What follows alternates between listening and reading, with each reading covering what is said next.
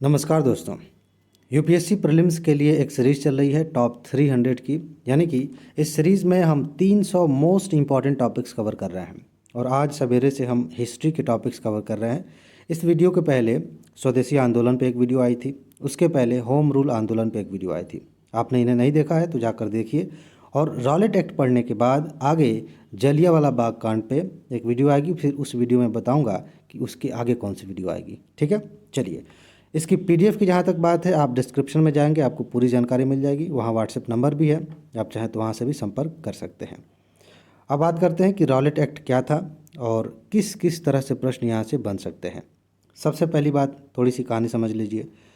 जब second world war ख़त्म हो गया तो जो औपनिवेशिक सरकार थी, जो ब्रिटेन की सरकार थी भारत में, उन्होंने सोचा कि यहाँ पे जो क्रांतिकारी गतिविधियाँ चल रही हैं उन्हें कैसे कंट्रोल किया जाए, और उन्हें कंट्रोल करने के लिए कानून बनाया गया और उसी कानून को रॉलेट एक्ट कहा जाता है। एक एक्ट बनाया गया, कानून बनाया गया, उसे ही रॉलेट एक्ट कहा जाता है। अब रॉलेट एक्ट क्यों कहा जाता है, इसके पीछे कहानी सिर्फ इतनी सी है कि एक कमेटी बनाई गई थी, एक समिति बनाई गई थी जो यह सलाह दी थी कि कौन सा कानून बनाया जाए।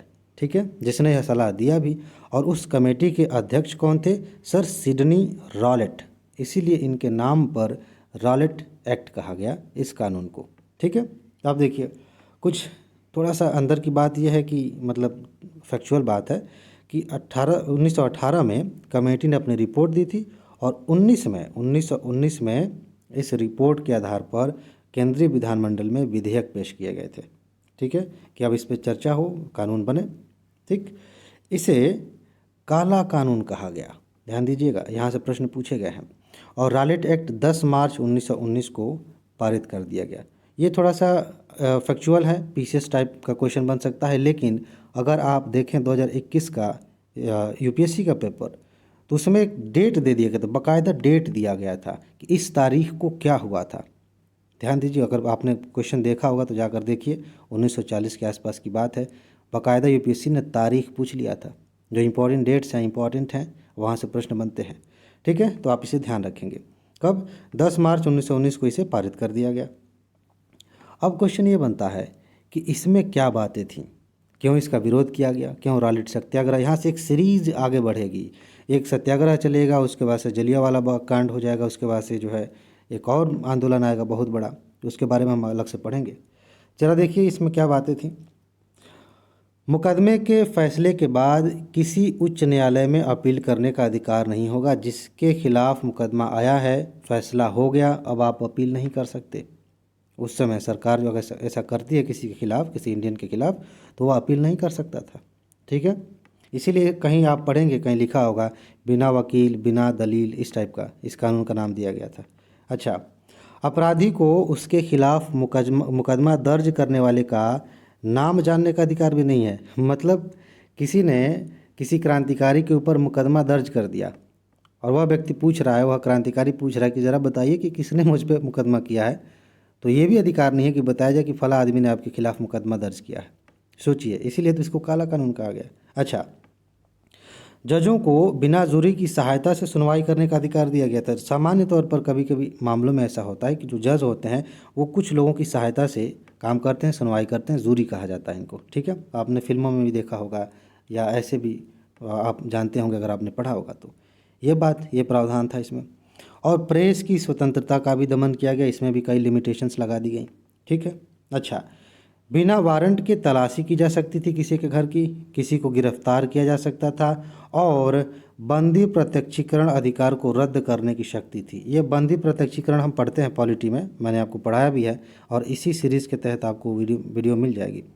बंदी प्रत्यक्षीकरण का मतलब ये होता है कि मान लीजिए कि किसी व्यक्ति को पकड़ के थाने में बंद कर लिया गया।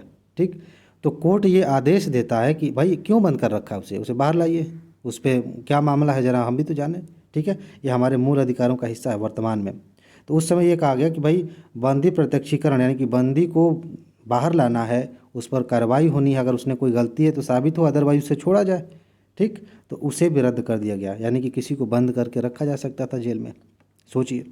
अच्छा, अभिव्यक्ति की स्वतंत्रता जैसे मौलिक अधिकारों पर अंकुश लगाया गया। आप अपने हिसाब से अपनी आज़ादी के अनुसार बोल नहीं सकते थे, उनकी आलोचना नहीं कर सकते थे।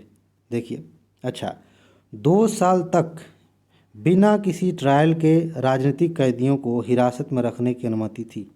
2 साल, ये इम्पॉर्टेंट है, ये 2 साल आप ध्यान रखेंगे, ठीक है। यानी कि किसी को कैद कर लिया गया, जेल में बंद कर दिया गया, अब उस पर 2 साल तक कोई ट्रायल नहीं होगा, कोई उसकी पूछताछ नहीं होगी, कोर्ट में पेश नहीं किया जाएगा, उसे 2 साल तक वहाँ रखा जा सकता था। सोचिए, एक प्रावधान था। अच्छा, अदालत में बिना मुकदमा चलाए जेल में बंद करने का अधिकार दिया गया था। वही बात, इसी तरह की बात है कि अभी मुकदमा नहीं चल रहा है, फिर भी जेल में बंद कर दिया जाएगा किसी को। अच्छा, राजद्रोह के मुकदमे की सुनवाई के लिए एक अलग न्यायालय की बात कही गई थी। ये सारी चीज़ें हैं। देखिए, कई तरह से प्रश्न बनाए जा सकते हैं। एक प्रश्न ये बन सकता है कि रॉलेट एक्ट के बारे में निम्नलिखित कथनों पर विचार करिए और कूट बना के कहा जाए कि इनमें से कौन सा कथन सही है, कौन सा कथन सही नहीं है। सीधा सीधा ये। और एक तो बिना कूट बनाए 4 कथन दिए जा सकते हैं और पूछा जा सकता है कि कौन सा सही है या फिर कौन सा गलत है। ध्यान रखिएगा। चलिए आगे बढ़ते हैं। अपनी इच्छा के अनुसार किसी व्यक्ति को कारावास देने का अधिकार था। ये जो भी पदाधिकारी थे, जो भी पुलिस में थे उस समय सरकार के, उनको अलग अलग अधिकार दिए गए थे, ठीक है। उसमें से ये भी था कि किसी को कारावास में बंद कर सकते हैं अपनी इच्छा से। ये कौन सी बात होती है भाई। अच्छा, और देश से किसी को निकाल देने का भी अधिकार था इस कानून के तहत। यानी कि जो सरकार थी, अंग्रेज़ सरकार, वह किसी को भी देश से बाहर निकाल सकती थी। सोचिए, इतना भयंकर कानून बना दिया गया, तो जाहिर सी बात है कि उसका विरोध तो होना ही है। और विरोध हुआ, और उस विरोध को हम कहते हैं रॉलेट एक्ट सत्याग्रह। ये एक्ट बीच में से हटा के सीधा सीधा रॉलेट सत्याग्रह भी कहा जाता है। यह 1919 में शुरू हुआ। इसका नेतृत्व किसने किया? गांधी जी ने, बेसिकली गांधी जी ने शुरू किया, ठीक है। और इसमें ये जो बातें लिखी हैं, सीधी सी बात है कि रॉलेट एक्ट के विरोध में रॉलेट सत्याग्रह की शुरुआत की गई थी, ठीक है। यही सारी बातें यहाँ पे हैं। अब इसमें अगली कड़ी जुड़ेगी जिसको हम अगले वीडियो में देखेंगे, ठीक है। वो है जलियांवाला बाग हत्याकांड, ठीक है। तो जुड़े रहिए, बार बार आप चैनल से आके देखा करिए, कहीं कोई वीडियो आपका मिस ना हो जाए, ठीक।